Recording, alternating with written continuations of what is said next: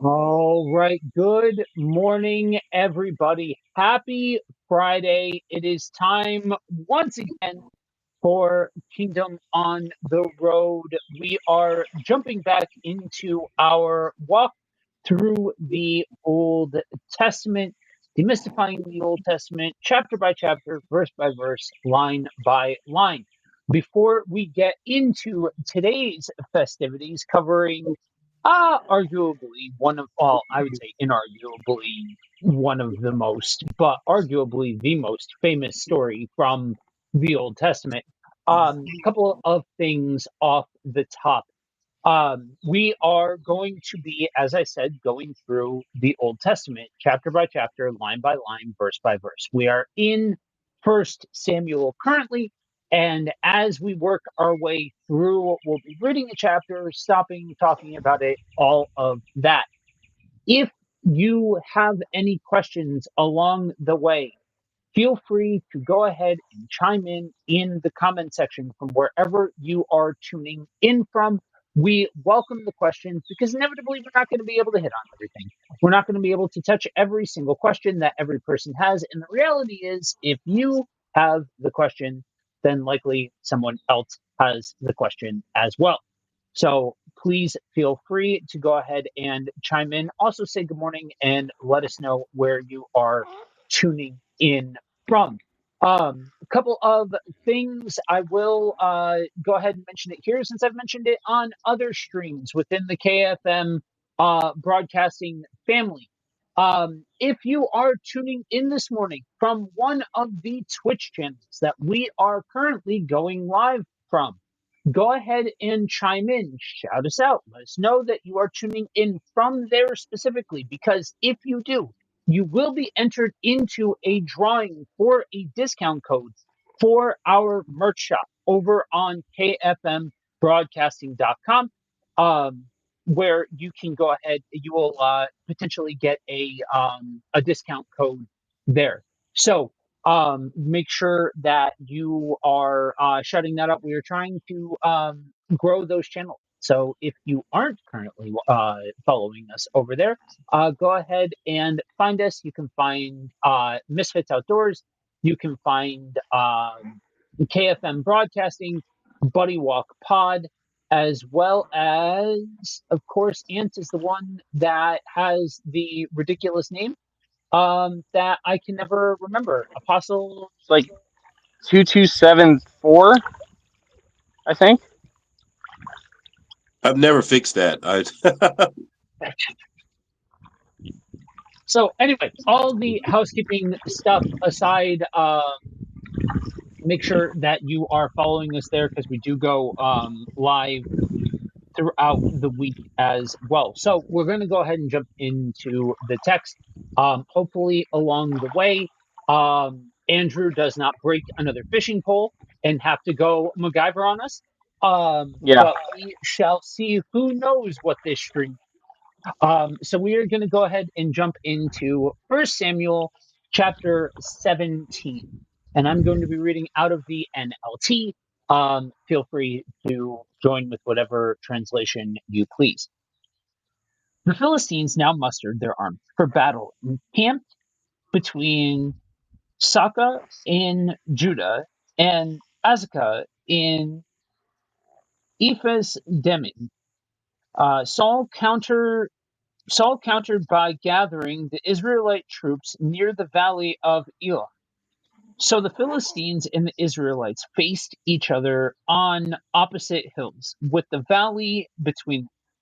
Then Goliath, a Philistine champion from Gath, came out of the Philistine ranks to face the forces of Israel. He was over 9 feet tall. He wore a bronze helmet, and his bronze coat of mail weighed 125 pounds. He also wore bronze leg armor, and he carried a bronze javelin on his shoulder.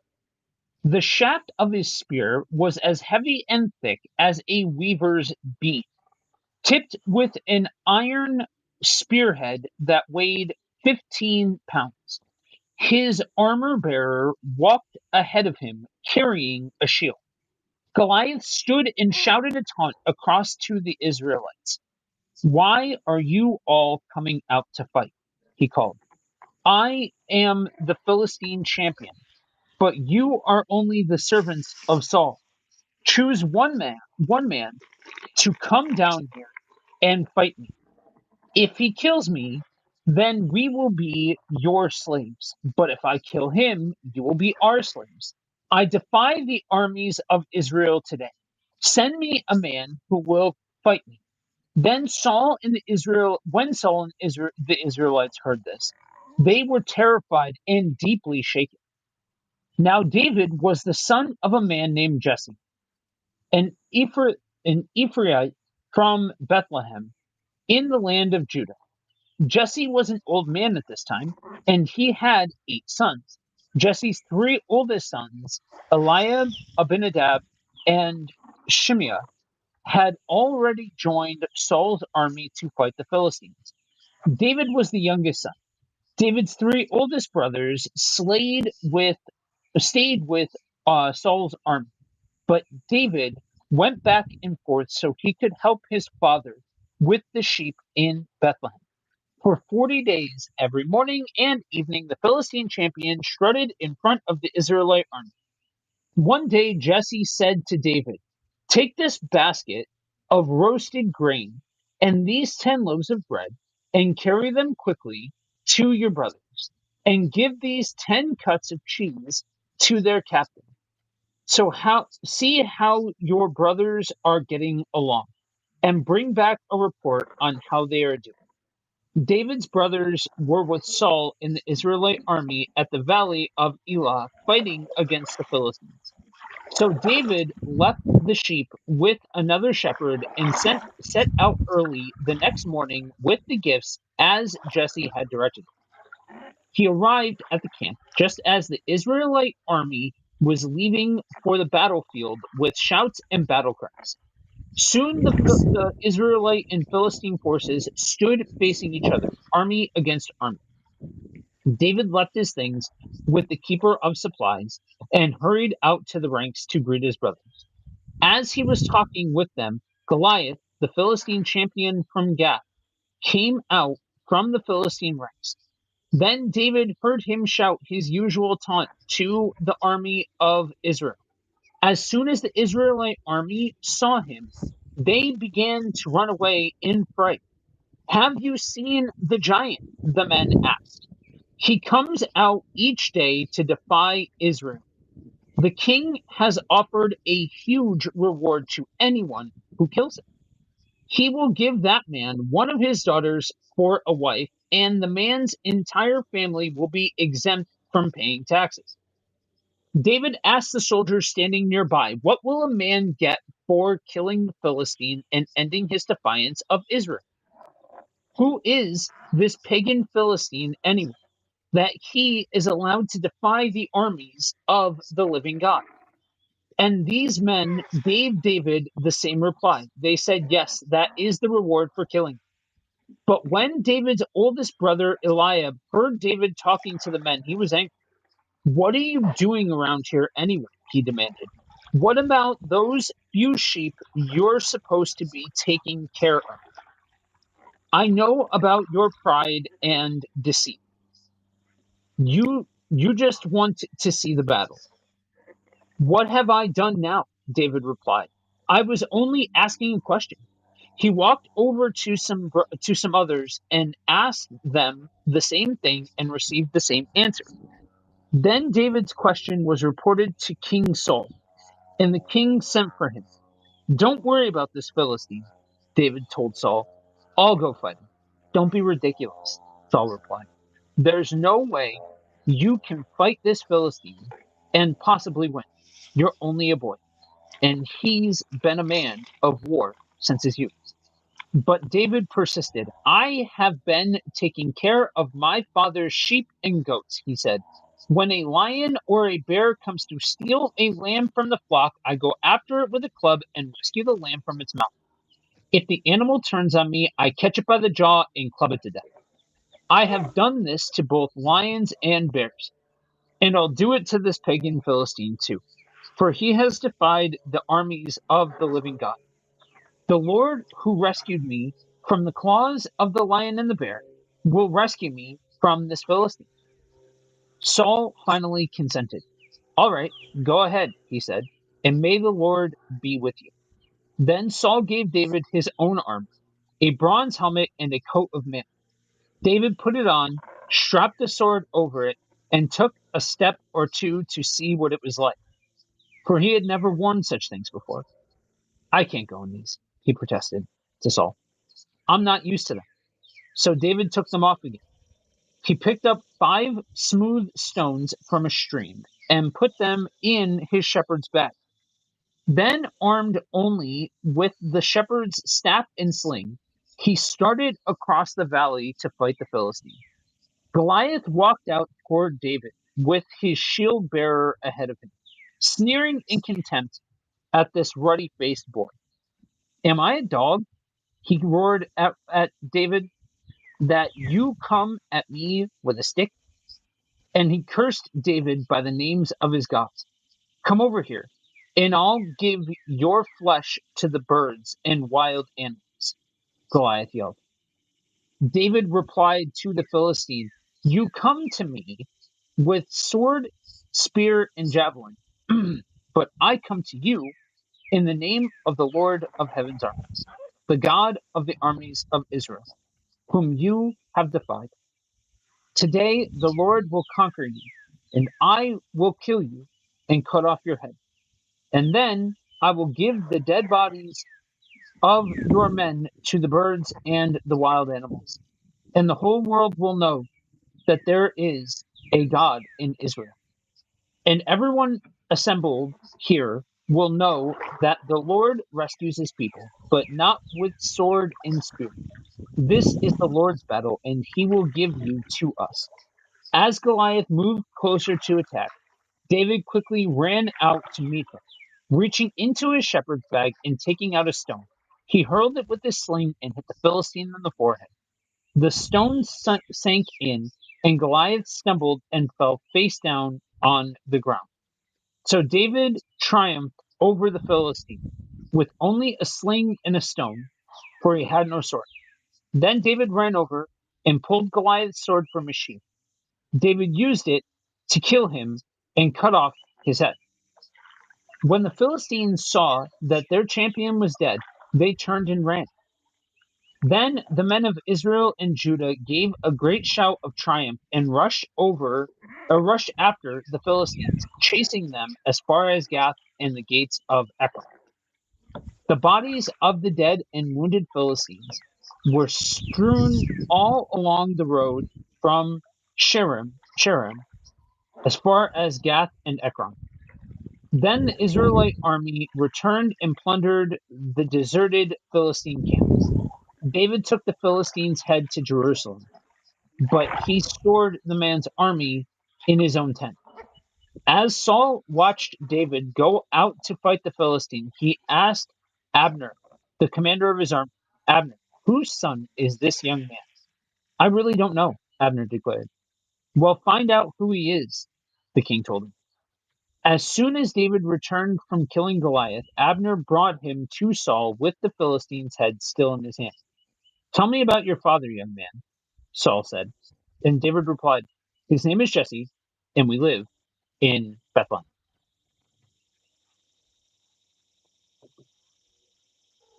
All right. So, a lot happening in this story, and it goes here, there, and everywhere. When we hear David and Goliath come up, it turns into everything from a motivational speech to a kid's story. So Ant, I'll go ahead and throw it to you first. Where do you start the process of processing what seems like at surface level um a larger than life story? Yeah. I think again we start with, what is the purpose? What is the purpose of this passage? Is it to turn David into a hero? Is it to create a beautiful metaphor or analogy that we all can, you know, enjoy and insert ourselves into, or is it, you know, bringing David into the story and Saul getting to know who David is because David one day is going to be the king. And this is our introduction to someone who trusts God in such a way that they're willing to risk everything because they trust in the Lord. David here is is is illustrating in this particular story um, his humility, his trust in the Lord. Um, People don't even know who this kid is. They're like, "Well, who is this guy anyway?" He's still a little brother, so he's getting chastised by his older brother. Like, what are you doing here? You know, David here. We're getting introduced to a part of who David is that will later on be important because David will be a king who does wage war, who does lead armies and things of that nature. But this is about humility, faith, weird words like honor that people don't really talk about anymore. The, the, the, these are that's what you're seeing here. This is not about, like you said, me or you slaying our giants. This is about learning what it looks like for someone to really trust God and um, it be about God. Even his reason for fighting was not Right. about himself. It was actually about honoring God. And so that's where I would start is, what is this about? Well, this is about being introduced to David and seeing his character and his love and devotion to God. No. Well, and I'd add to that also that when we hear people try to make the story something, or they use the phrase that a David and Goliath event, they they're doing the same thing that Saul is doing in the story, because I mean David's whole thing is, why are we afraid of this guy? Like, God's way bigger than him. And so the idea of David and Right. Goliath being, oh God look, the little guy wins, misses the point of the story, because the whole story is that God was never the little guy. And so, like, it it becomes something that it's not, simply by the fact that, again, we get caught up. This is one of those places, I think, where the narrative actually is part of where we get caught up, is that the story itself sounds like one of the little guy finally gets his day. But the reality is, it was always, God is going to get his day regardless of who the enemy thinks they are. God is going to get his day. I would, I would pivot that just a little bit personally in the way that I would state that. I largely agree with what you're saying. So I'll go into the bit first, because if you've ever heard me talk about this, go then to the bit. you've heard me say this. But here we go. Okay, uncomfortable conversation for some people. You are not David. You are not Goliath. You are not the stone. You are not. You are in no way, shape, or form involved in any of this. This is not Yeah. something that you are supposed to read yourself into. God is not there to slay your giants. That's not the point and purpose of this story. Um, and I think sometimes I don't think it's necessarily about the little guy Right. getting his. I think for a lot of people, it truly actually is about God getting his and God being the victor.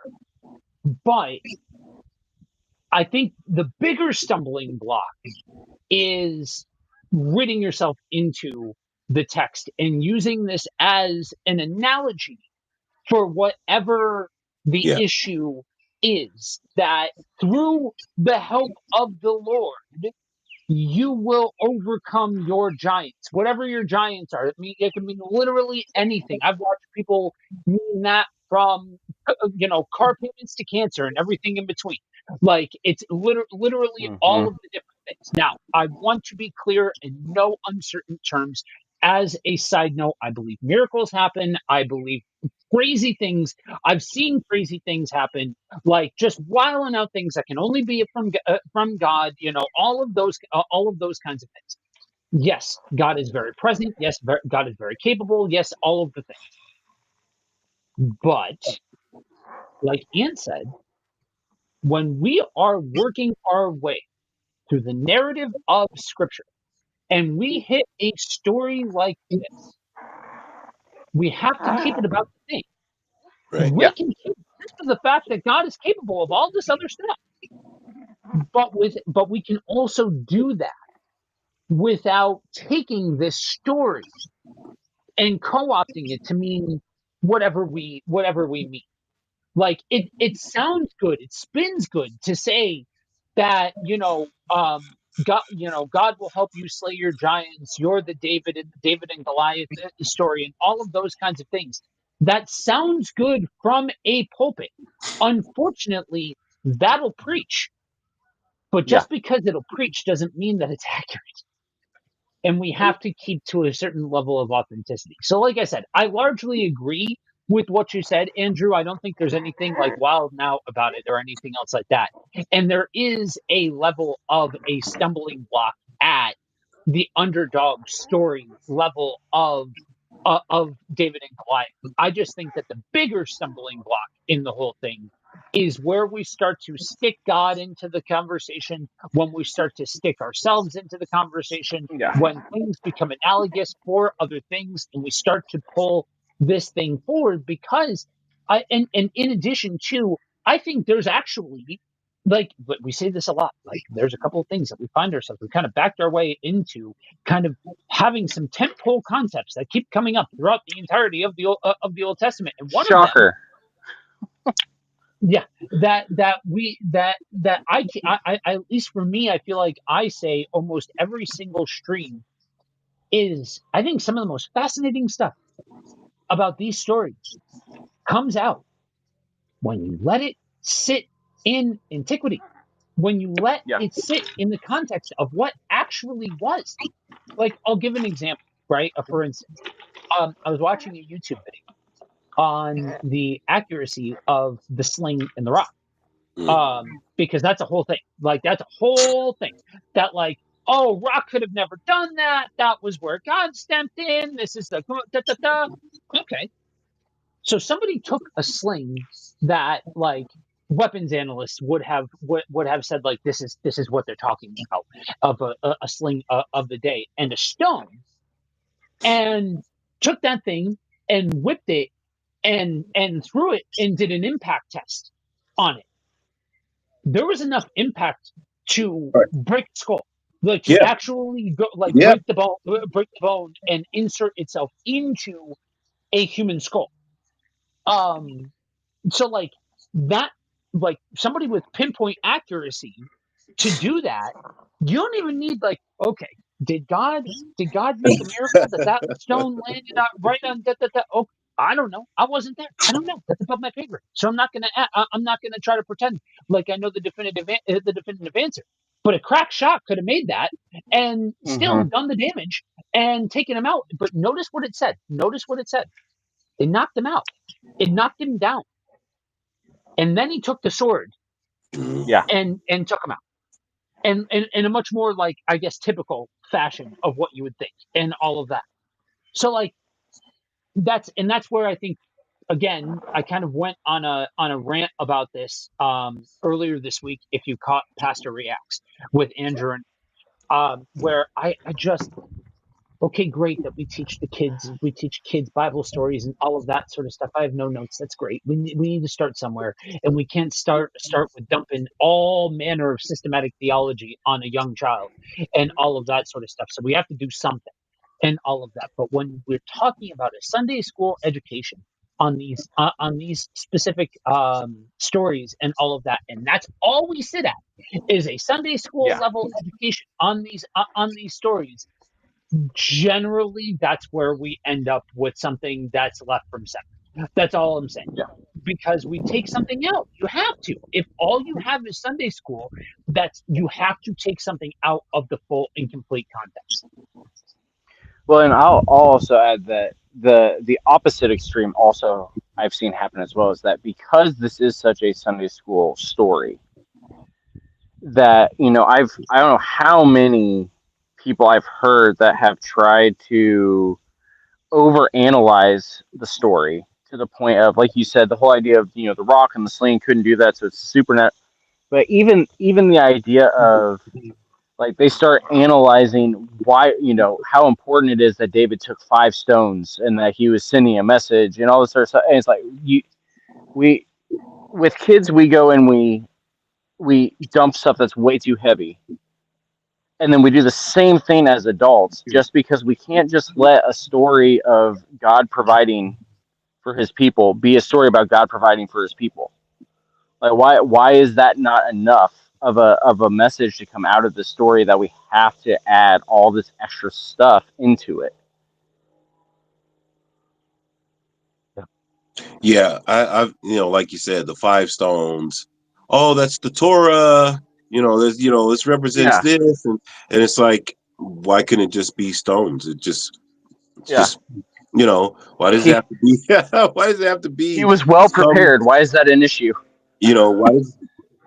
Yeah, I That mean, was modernized sort. Like anyway, okay, yeah. I'm not gonna. So I mean, There you but go. a lot of times we're looking for something deeper instead of, let's just study it, because realistically, what's deeper is how this plays into the overall story Yeah, of David. like, This this is is a this is big showing us, milestone. right. This is showing us bits and pieces leading up to this king, this future king, who people are going to honor and respect and all that kind of stuff. But he starts as this kid that everybody's like, get out of here. What are you doing here? Right? Kind of thing. Which again, I think, I don't know if it was you or Andrew, the story is about God. The story is about him. It's not necessarily, about David and ourselves being David slaying our giants. It's about God defending Israel here. God is the protector of Israel. And just like he can make a donkey talk, he could take a kid and take out Goliath. Yep. We have a couple of commenters that I want to get to before we get weird here for a second. Geo, morning. Before, Glad with us. Yeah. Um, and then we have Khalil. Needed this today. God was never the little guy. Great way Right. to put it. Absolutely. Yeah, Absolutely. And good morning. absolutely. Okay, yeah. So that's the big one, right? Like the motivational rah rah, you're gonna slay your giants with the help of God and all that sort of stuff. And honestly, I don't and I feel like this needs to be said for anybody that struggles with that. I feel like we need to just put that last little period at the end of that sentence as to why. Why is that a big deal? Because it all sounds good. Like literally, a part of what I do is I am a motivational speaker. I love helping people realize how strong they are. There's nothing wrong with motivation to an extent. That being said, when we start to say things like God will help you slay your giant, we set people up for a hard fall when the healing doesn't come and it feels like the prayer wasn't answered and Yeah. tragedy strikes and all of those kinds of things because we haven't prepared ourselves for the fact that life is hard. yeah, Life is rough because we fill our heads with God's going to save the day every single time. And we need to make sure that we are tempering where we are at with a realistic view of the world and of life, and not setting ourselves up for false expectations on what's going to happen and what life is going to look like and all of that. And that's honestly where you find a lot of times when you find somebody who struggles with this idea of the problem of suffering and wrapping their head around it and all of that sort of stuff, generally because they were fed a bill of goods that God was going to step in at any and all time. Yeah. And that's just not the reality of it. Like, I understand that's awkward. That doesn't make people feel good, but it's the reality. And so that's the issue. That's why we fight so hard against these misappropriations of biblical content, because it's ultimately for a better understanding of who God is in full totality, to see the real beauty, to see the depth of God's love, and not expect God to be Superman in every single situation. So, that being said, what do we make of Goliath being 9 feet tall? We're not getting out of this one without talking about Goliath being a giant and getting weird for a second. So there's all sorts of things from ancient aliens to descendants of God to all kinds, or descendants of the angels, and all kinds of different theories. So what do we make of it? Is it hyperbolic? Is it part of the evidence that this never actually happened and that this is just a story that was passed down, or is this something that is, a bit more tangible? And we'll start with you. Yeah, I would say that is definitely something tangible because um, Goliath, being a descendant of what the Anak. Anak was a giant, quote unquote. Remember when they went into the land of Canaan? I think we read about this about 4 years ago. No, just kidding. When, Just about. when we were when we were in the book of Numbers, we're in the book of Numbers in chapter 13. They come across uh, uh, a land of giants in Numbers 13:33. It says they saw giants. The descendants of Anak came from giants, and we were like grasshoppers in our own sight. And so even then, there were large individuals.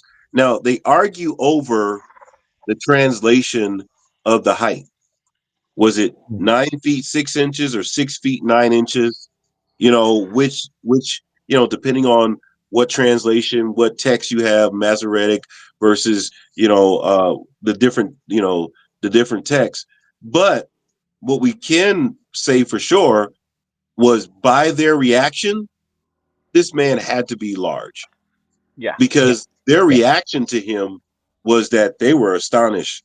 So whether he was 9 feet, 7 feet, whatever, he was larger than your average person just by reading the text and looking at their reaction.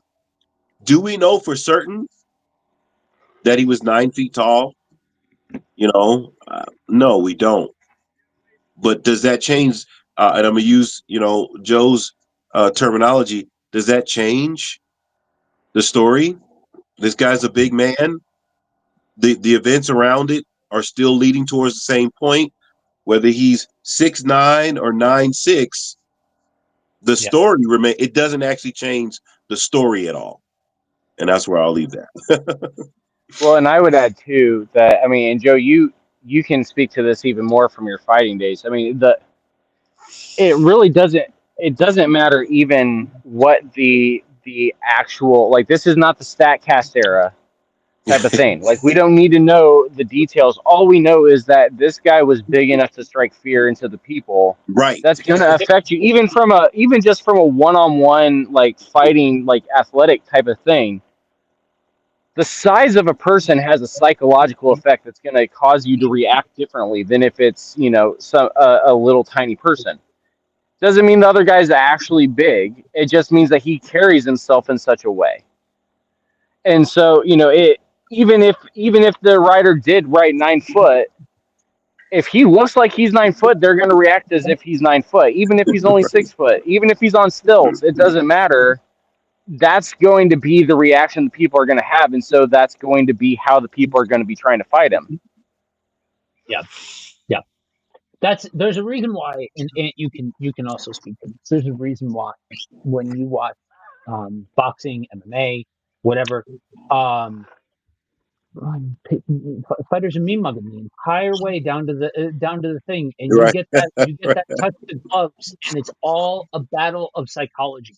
At that point, it's one fighter trying to get into another fighter's head, and all of that. And so, yes, there is absolutely truth to what Andrew is saying, that perception in combat is oftentimes reality, in the sense that it will affect how you operate and all of it. And you said something, and you just kind of drove by it, but I want to camp on it, because it's something that I think is important in how we process scripture.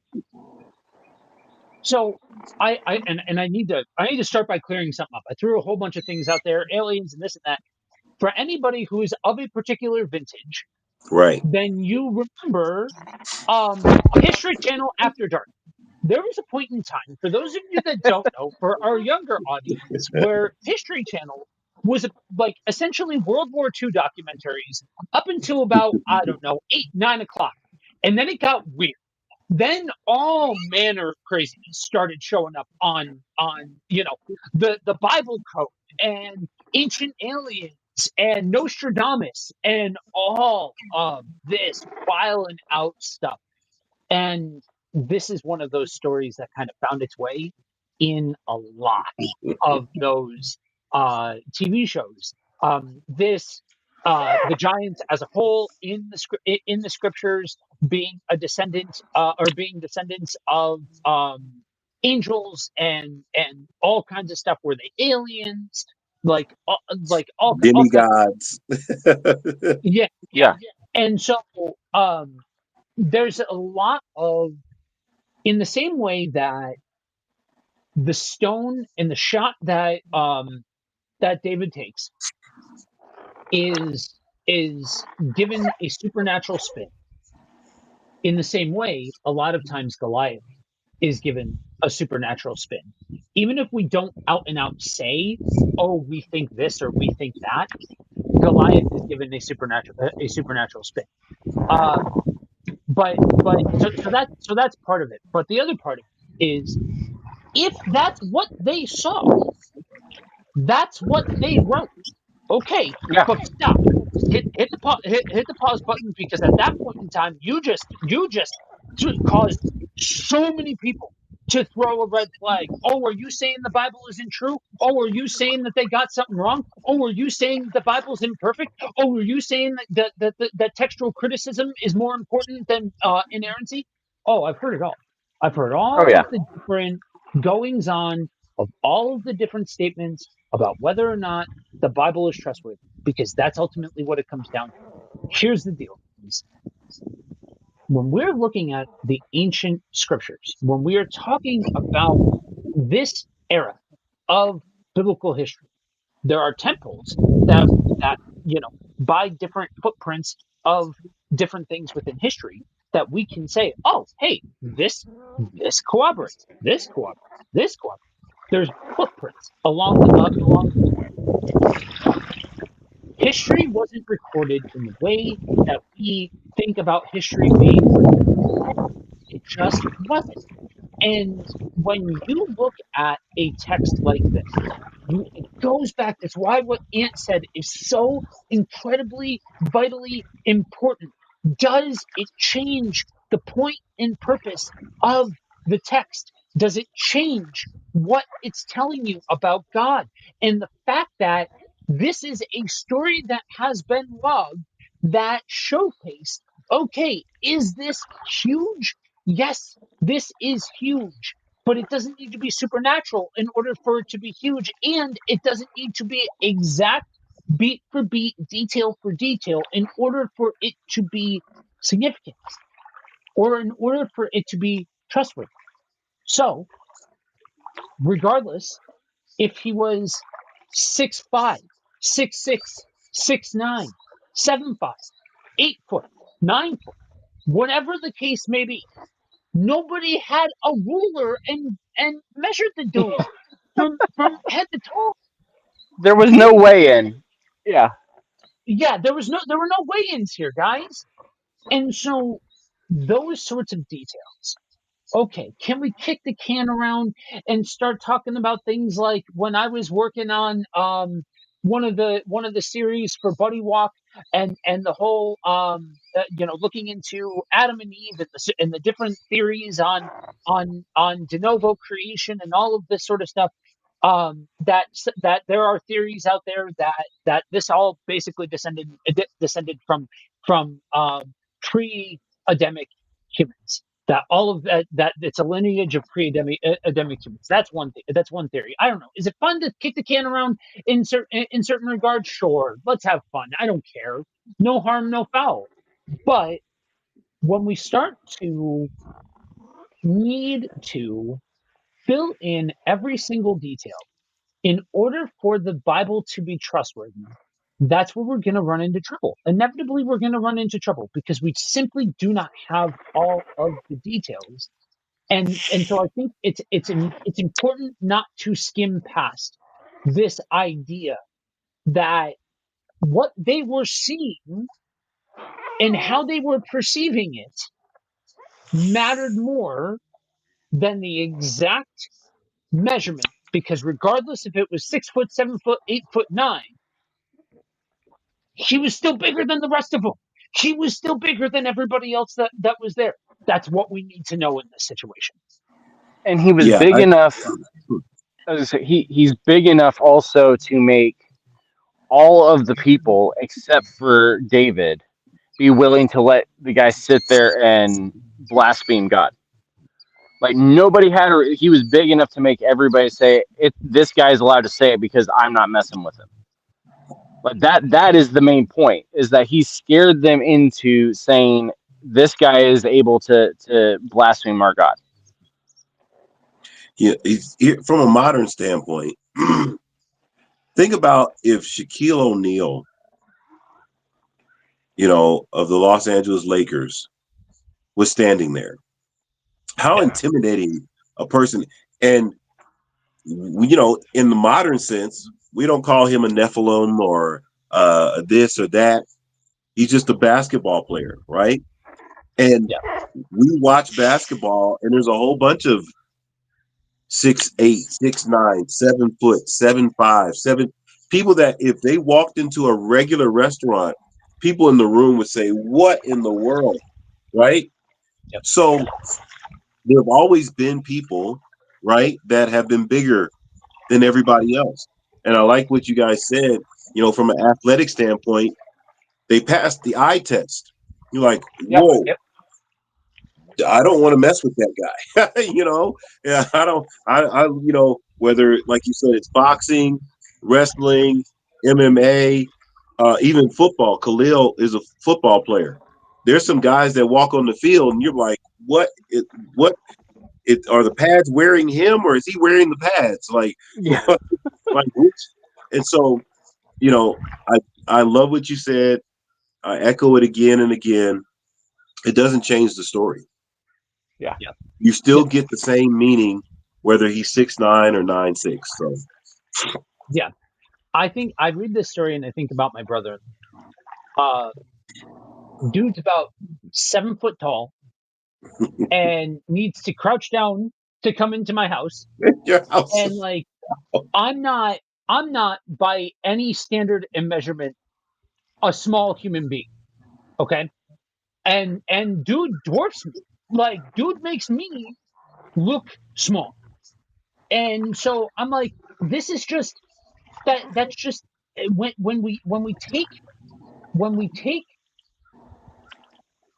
going to say common sense out of the equation, we're only left with a History Channel After Dark.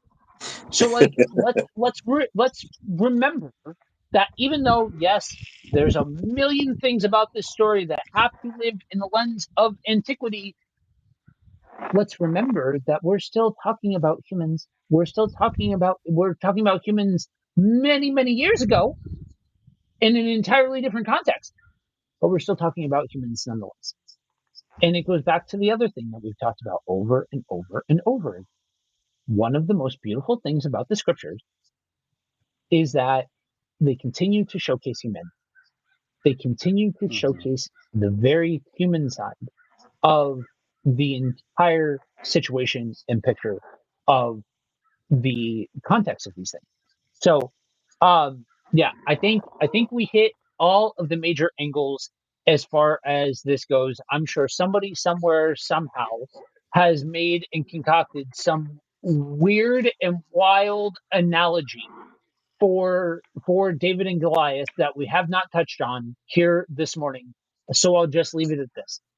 Part of what we do here is to equip you all to be able to deal with any malformed idea of the scriptures, not by naming every single malformed idea of the scriptures, but by helping you to reason your way through the scriptures and figure out what it's actually saying.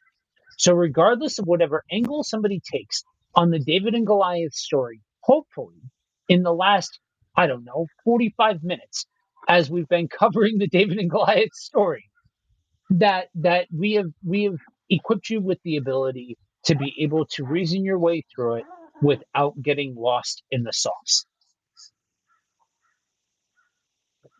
So with that, let's go ahead and jump back into the text. We are going to pick it back up with chapter 18. After David had finished talking with Saul, he met Jonathan, the king's son. There was an immediate bond between them, for Jonathan loved David. From that day on, Saul kept David with him and wouldn't let him return. And Jonathan made a solemn pact with David because he loved him as he loved himself. Jonathan sealed the pact by taking off his robe and giving it to David, together with his tunic, sword, bow, and belt. Whatever Saul asked David to do, David did successfully. So Saul made him a commander over the men of an appointment that was welcomed by the people and Saul's officers alike.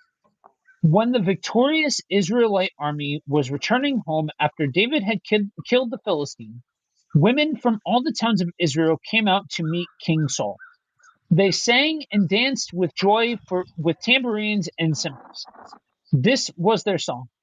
Saul killed his thousands, and David his 10,000s. This made Saul very angry. What's this? He said. They credit David with 10,000s and me with only thousands? Next, they'll be making him their king. So from that time on, Saul kept a jealous eye on David.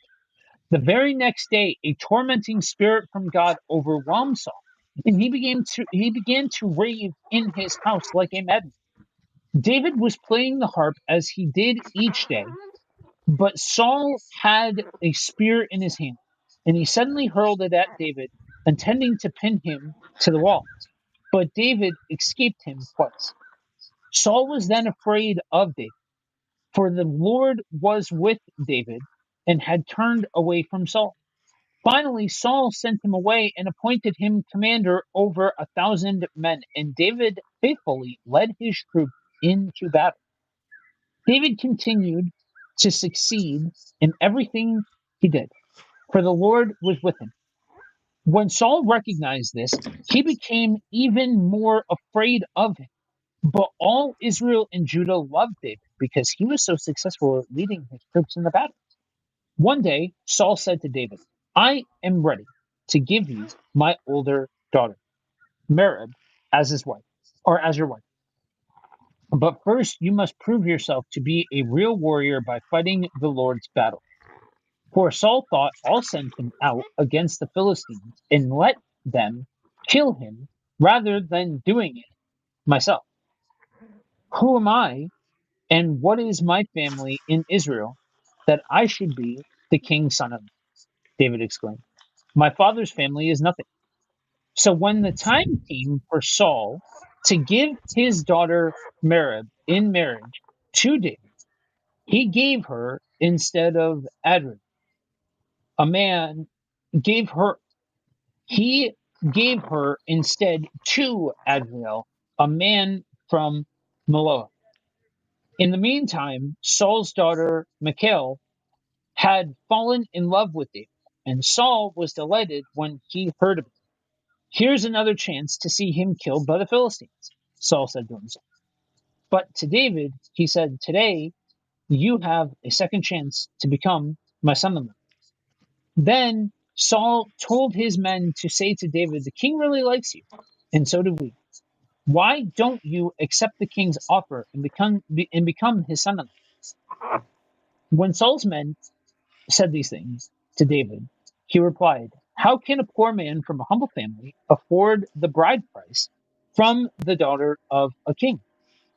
When Saul's men reported this back to the king, he told them, tell David that all I want for the bride price is 100 Philistine foreskins.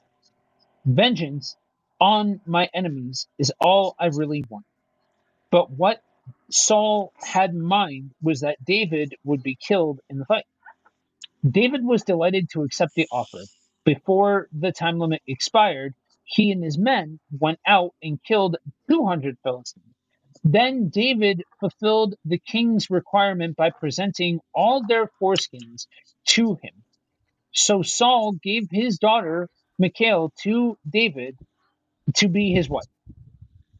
When Saul realized that the Lord was with David and how much his daughter Michal loved him, Saul became even more afraid of him, and he remained David's enemy for the rest of his life. Every time the commanders of the Philistines attacked, David was more successful against them than all the rest of Saul's officers. So David's name became very famous.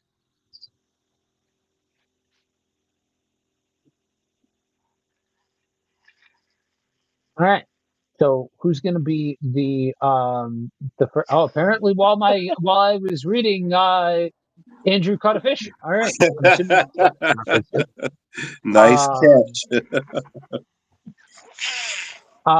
okay, so who's going to be the first one to talk about 214?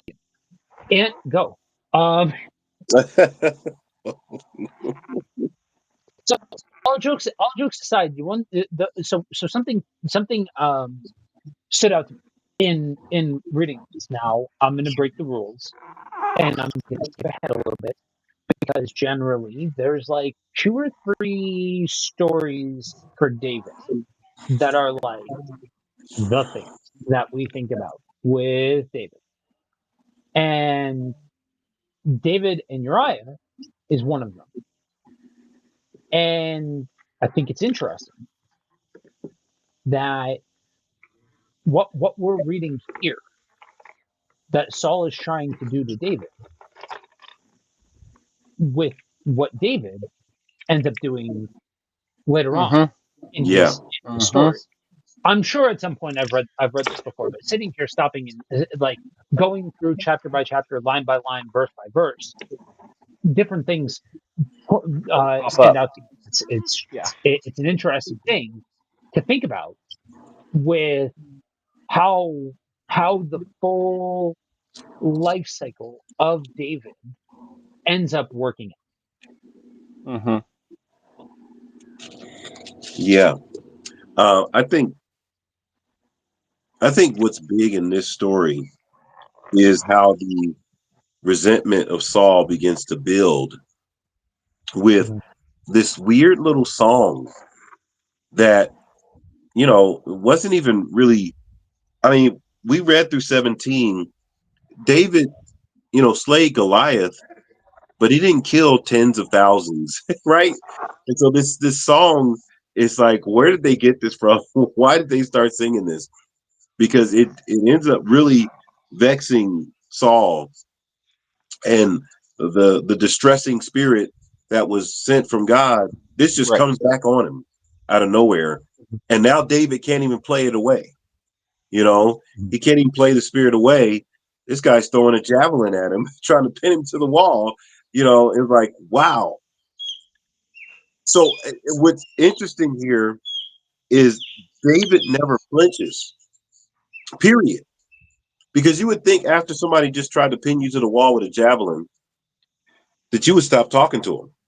You'd stop being around him. He Agreed. tried to kill you with a javelin, and then he says, "Here, take my daughter." Like, wait a minute, something, you know. But David seems so humble, almost naive in this story that is Yeah. there's nothing there. Like, I come from a humble family. I can't afford the bride price. Everybody's like, no, come on, come on. And it's like David is this. He really is this kid, right? I don't know how old he is by now, but he really does seem very humble, very unassuming. But God's blessing and favor is on him, and Saul can see it, and Saul is frustrated by it. The one thing that I didn't want to jump over, right, was the relationship between Jonathan and Yeah. David, because Yeah. there's a lot of conversation about that. And I don't want to get us booted off the air or anything, but some people use it for justification, right, for same-sex attraction. They read that into this particular text when that's not what this is about. This is about two individuals that see each other as brothers, and they are not. There's nothing sexual here. This is Yeah. this is genuine. This is there's nothing indecent about what they're doing, but there is a love for one another, and they bond pretty quickly. And to see that in scripture is interesting. But there's people that read other things into this. You guys, and I'm a turn it around. Have you guys had to deal with anything in this sex with that type of justification? Normally, whenever I've heard that, um, typically it's the thing that I always see with it that I find heartbreaking, I guess, more than anything. Oh, I got another one on while I'm saying that. Um, is the fact that what it shows is how few people actually have found that kind of friendship Right. anymore. Um, it's one of those things where it's like, they're telling on themselves type of thing where, oh, you went in the weeds and now I'm stuck. Um, they're telling on themselves sort of things like, why is it that the only relationships we can have to be romantic sexual? Like, why is it that this idea of having a relationship with somebody and loving somebody has to react like that? And especially for us as believers, like, why is that where we're going automatically? Of the fact that, well, every relationship automatically must have some kind of sexual component to it. It's like we're this is the type of relationship we're called to have with everybody.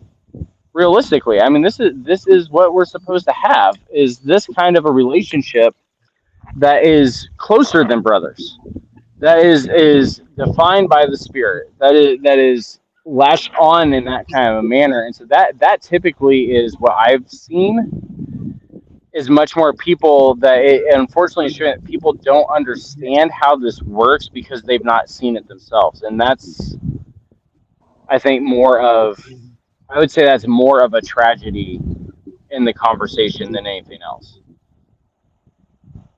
Yeah, I can't speak to where people have been as far as whether or not they understand how this works or whatever like that. But I can say um floating in out of I'm thinking, yeah, I would say I'm probably the most liberal leaning out of everybody on the network. I would think maybe Tiara, depending on what the subject is, but um floating in the circles that I float in, yeah, I've heard that all. That this is an example of same sex attraction and all of that sort of stuff. And while I have opinions and stances and things like that are not a part of the conversation currently, um, I I remain in every single aspect of the conversation that the second that we bring in the scriptures, we are under the responsibility to be authentic and treat Yeah. them well, and not make them say what we want them to say. Right. I don't know as though I would go as far as some of the things that you said, Andrew, about this is what we're called to as believers and all of this sort of stuff. I think this can just sit at the level of close friendship, and we can call it a day there without it being anything more than that. Um, but there is no context in this. Do the word study, do the contextual study, do all of it. You're arguing out of silence, like literally arguing out of silence to say that this is advocating same sex attraction. Yes, but the opposite side of the coin there is it is also not explicitly saying, like, it's not saying, but Right. it's Yeah. not saying it either. And that And that that's where you. when you're But talking, that's right. That's like you said. You're arguing out of silence. So yeah, I. exactly. If you're going to try and advocate it, then the burden of proof is on you to say Right. that this is what it's saying, and it's just not there. And so, like, that's, yeah, it's aggravating to me, not out of a place of moralistic stuff, whatever, but more out of a place of um I while I have stances on the whole idea of sola scriptura and the whole idea of textual perfection and all infallibility and all of that sort of stuff, I still think that the scriptures that we have in front of us are God inspired and are say what they say for the reason that they say it, and need to be studied accurately and honestly to actually understand and get the richness of the not just the understanding the story aspect of it, but the fact that, like, that the Bible speaks to the fact that the idea behind the scriptures is that they pierce the heart, Yeah. that they are, there's this supernatural spiritual thing that happens as we understand God's voice. We can't understand God's voice and read our own things into scripture all at the same time. We just can't. We're doing two separate things. It's like one wheel going one direction, the other wheel going the other direction. You're not going to get anywhere. So, Yeah. Well, and I would From. I would add also that from like the whole point of why the David Jonathan relationship matters is that it's a we're back to what we talked about last week of Jonathan really is showing how far Saul yeah, has gone because Jonathan last week was the one that he recognized what God was doing. He was the one that recognized that God had authorized this attack. He was the one that knew his dad had gone off the deep end with his punishments and things like that. And here again, we've got the same thing of while Saul is out here trying to kill David out of jealousy and out of having this bad spirit in him. Here's Jonathan, like, no, this is my brother. Like, why are we doing this? Like, I know my dad's nuts, but we're still here, That's nuts. and we're still going to be doing this. Yeah. From a personal standpoint, I grew up with a friend that wherever you saw him, you saw me. We played basketball together. We went to school together. We hung out at each other's house. And I remember the first time an accusation came, like, "Hey, you know, are you guys, you know?" And it's like, why would you think? Because we're Right. close, because we call each other brothers, because we hang out. We're tight like that. You see one, you see the other, and I just think it was a conclusion. You know, and I think this is where the idea of homophobia comes in, because there's an actual fear of that. instead of two guys just being friends. It doesn't have to be anything more than that. Um, and it's genuine. And I think you said something very important, Andrew, that there's a lot of people that have never experienced that. So they're kind of telling on themselves that you Yeah. can't be close like that and there not be something more, right? And Yeah. that's not true. You can have a strong, genuine friendship with someone that may last a lifetime, you know, and there not be anything more than just a genuine friendship. So anyway, I think Joe froze on us. I don't know if he's there I or don't he's know because I frozen. still can't see. I still can't see you guys. Okay, So well, he's frozen. I'm gonna hit this other part. Michael, the daughter who becomes the wife. It's interesting how fond of David she is now, and right. we know how the story. We know we know what's going to happen, right? But it's interesting how fond of him she is now. She's excited, to be there. She's excited to marry him. There we go. Here's another catch, y'all. Man, y'all, celebrate these catches.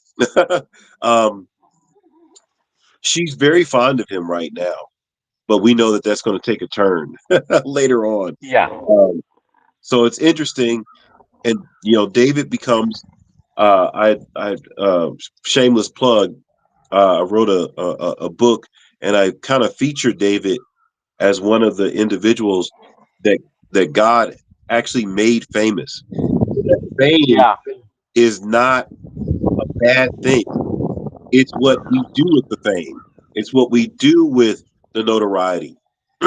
Those that are on platforms that, hey, man, maybe you got a million views on a video or you got tons of subscribers, all that kind of stuff. That's not a bad thing. What's a bad thing is what it does to us. And so Yeah. David is starting to build that type of fame, and he's being recognized. His name is starting to be talked about, and so it's important that David remains humble and focused on God. And I like that that's where he remains as he goes forward. But that's something, and me and you could talk about it while Joe is figuring out his connection. You know, when you think about fame, why do we, as believers, say that we should kind of disassociate ourselves from words like that? And we Well, shouldn't talk about. Yeah, go ahead. I, I think what's weird is that I don't think we do. I think we're just very selective of who we think should have it. Okay, okay. You know what I mean? Because, like, I mean that was the whole thing. Those of you that saw the Pastor Reacts that Joe and I did a few weeks ago, after the death of John MacArthur, like their followers are more than happy that he had fame.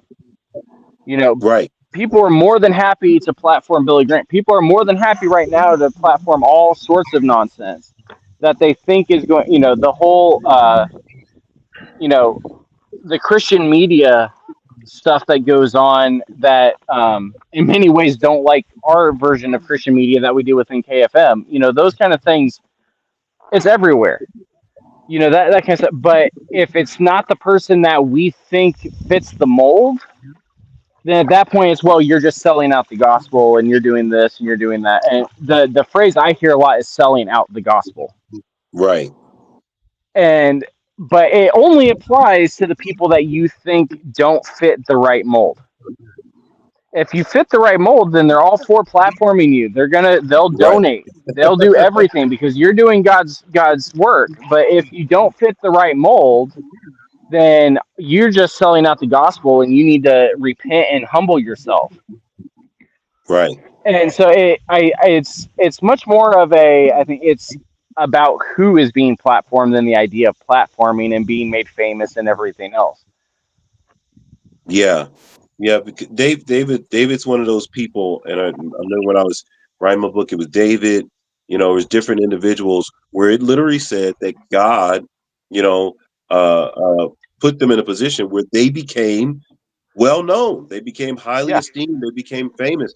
And it says at the end of this chapter that David's name became famous. It became highly esteemed and well known, and for a lot of people that's a dangerous thing. That's, oh no, don't do that. Don't you don't want to be famous. You don't want to be, and I just think it's what we do with it. And I like what you said, Andrew. Yeah, Sometimes it's just, I don't want that person to be famous. I don't think they should have that platform. They should have that yeah. much influence. And so, yeah. All right. I think Joe is back on. I don't know what happened. I was here the entire time. I have no idea why my camera just stopped working. Oh yeah, because Um, we couldn't see you or anything. so, Although I haven't seen you for hours, so yeah, that's Right. because you're out in the middle of the lake. So yeah, I'm looking at I'm hearing the last part of what you said and looking at the comment section, wondering where you guys went. So I'm going to go ahead and grab the steering wheel and drive us back onto mainland here for a second. No, I'm just playing. So um, let's go got another ahead one. and Ooh. jump back into Oh, the text. So Uh, so what we did was we went through the rest of the passage. We talked about David's marriage, and then got to the end of the final statement of the passage was that David's name gained fame across the land. So that's where we ended. So you're right on cue. all right, let's go ahead and jump back in with chapter 19. Saul now urged his servants and his son Jonathan to assassinate David. But Jonathan, because of his strong affection for David, told him what his father was planning. Tomorrow morning, he warned, you must find a hiding place in the fields. I'll ask my father to go out there with me, and I'll talk to him about you. Then I'll tell you everything I can find out. The next morning, Jonathan spoke with his father about David, saying many good things about him. The king must not sin against his servant David, Jonathan said. He's never done anything to harm you. He has always helped you in any way he could. Have you forgotten about the time he risked his life to kill the Philistine giant and how the Lord brought a great victory to all Israel as a result? You were certainly happy about it then. Why should you murder an innocent man like David? There is no reason for it at all. So Saul listened to Jonathan and vowed, as surely as the Lord lives, David will not be killed. Afterward, Jonathan called David and told him what had happened. Yeah. Then he brought David to Saul, and David served in the court as before. War broke out again after that, and David led his troops against the Philistines. He attacked them with such fury that they all ran away. But one day, when Saul was sitting at home with spear in hand, the tormenting spirit from the Lord suddenly came upon him again.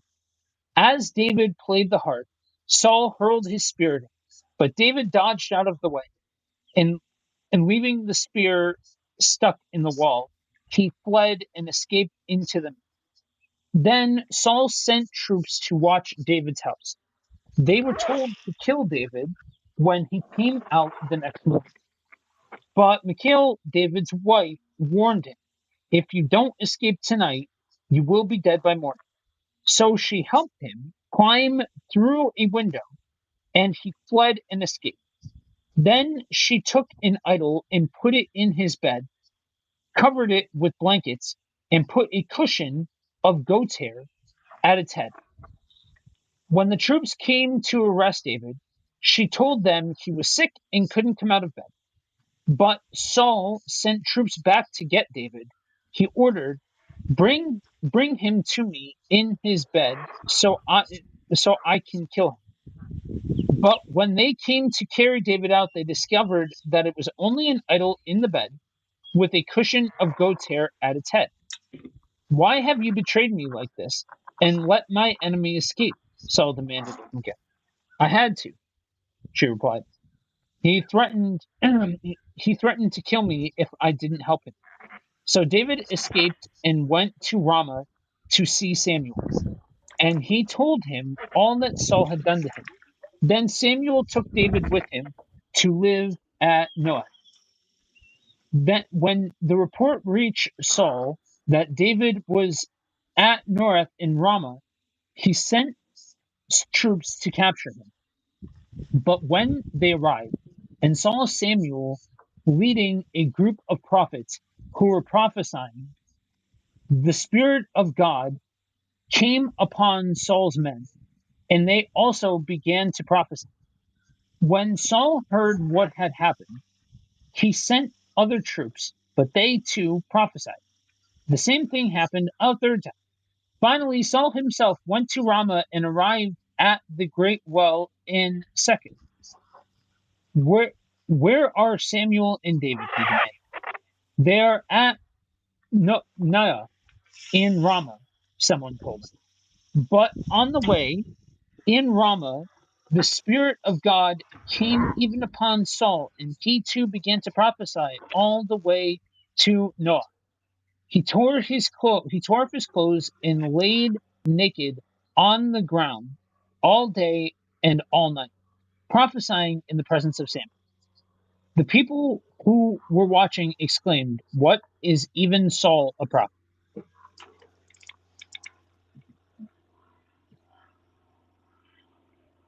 All right.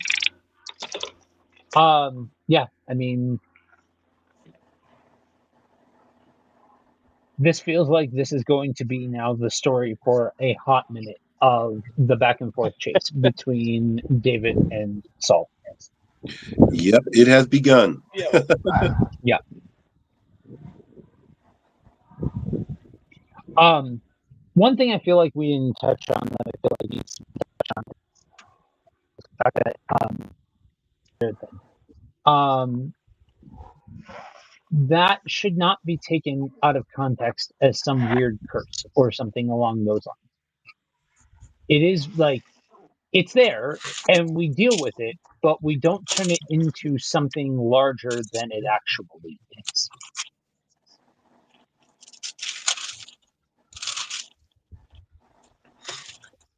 Yeah, it's it's one of those things that could trip you up if you're not paying attention to what's happening. You know that, and I think we said it a couple, maybe last week or the week before, that at this point Saul is just writing out his sentence because the kingdom's already been taken from him. He just doesn't know it yet. Yeah. He's already under judgment, and he's acting like a guy who realizes, hey, my time might be up. I think they want to give him the kingdom. I think, and so there's a lot of things working, in him, against him. And he's focused on David instead of focused on the Lord and trying to, get things right with the Lord. He's attacking David. And it almost seems like insanity, right? He's just sitting there and he just pulls a javelin and just, I'm just going to kill you right here and now. And then goes after him, tells his daughter, "What are you doing, betraying me?" This is all out. And like you said, it has begun the back and forth. And David, again, I don't know how he's able to stay so humble, never attack Saul back. Obviously, David is a capable fighter. We know what he can do. If he wanted to take Saul out, he could. And we'll find out later how he views it. And that's going to be a whole nother discussion. But he maintains his position and he never raises his hand against Saul. He keeps his distance. He runs from him, even though we know that David is a capable fighter. So it's interesting. Yep. Yeah, I mean the. Go ahead, Joe. No, good. Because I mean the hard thing with this passage specifically, I think that is it almost kind of seems out of place in some ways. Not the fact that Saul's mad and trying to kill David, but the whole process of like David goes to Samuel, Samuel takes him in. Next thing we know, Samuel and all these other prophets are out there prophesying, and the Spirit of God takes over all these other people, and then more people, and then even Saul gets the Spirit of God back for a day. Right. Like that sort of thing. It almost seems out of place. I mean, it obviously it carries important weight, and like we said, it starts the process that we're going to see for a couple of chapters and most of the rest of the book. But the as much as we have been warning people to not over spiritualize everything, leading up to this point, this one is very much of just, it's a reminder of what the Spirit of God does when, that it's contagious, that, when God is in his glory, it's contagious, and that people take notice. Even people that thought that they would never see it again take notice.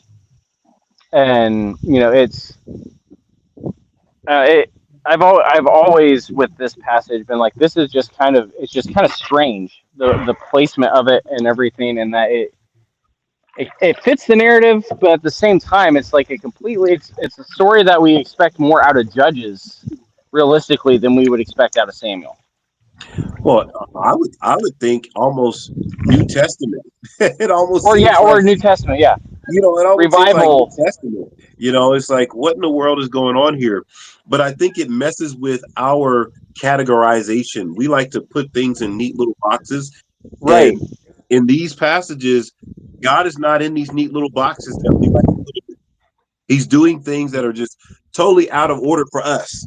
They're uncomfortable for us. How is Saul got a distressing spirit, and then the Spirit of God comes on him, and then it's like, my brain, because I want it to be a neat little, this is how it goes. And in these passages, it's like God is saying, don't try to trap me in your little box. Mm-hmm. Yeah. Yeah.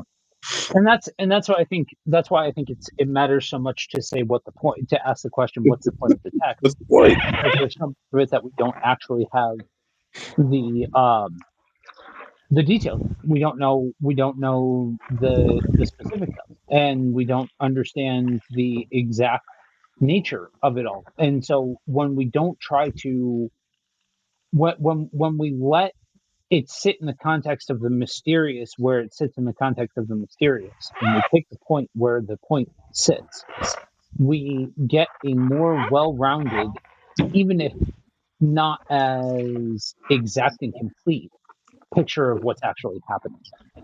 Yeah. You know. So I'm going to go ahead and say that I think that's a good place to call it quits for today, and leave off. Ant, you want to go ahead and praise out? Yeah, yes, sir. Yes, sir. Father, we thank you for this time. We thank you for those that participated in this conversation, this study.